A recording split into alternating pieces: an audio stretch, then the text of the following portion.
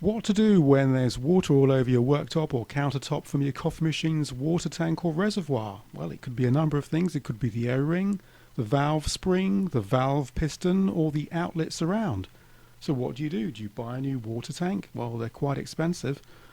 Maybe before you order any new parts, there is actually a cheap solution to try, a very cheap solution.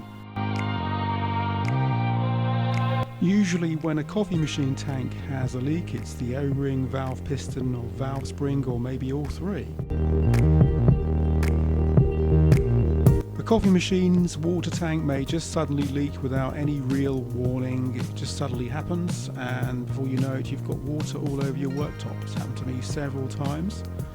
And you can try replacing the O-ring. As you see there, I've replaced it with a new red O-ring and it's still dripping.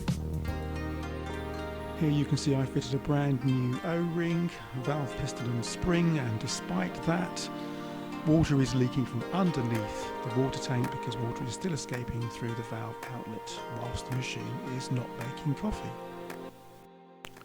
But before you buy replacement parts, there is a solution sometimes, and that one is to use food grade lubricant around the O-ring or underneath the O-ring, and that will stop the dripping in many cases if the pitting of your water reservoir is not too severe. So I've applied some here underneath that black O-ring that you can see, which surrounds the grey piston or valve, which goes up and down with a spring.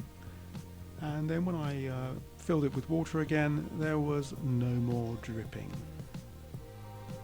If this video helped you, please consider supporting the channel by donating a small amount at the donation link, sponsoring a video with your brand or business, and subscribing. This channel does not receive advertising revenue and it relies on donations and sponsors.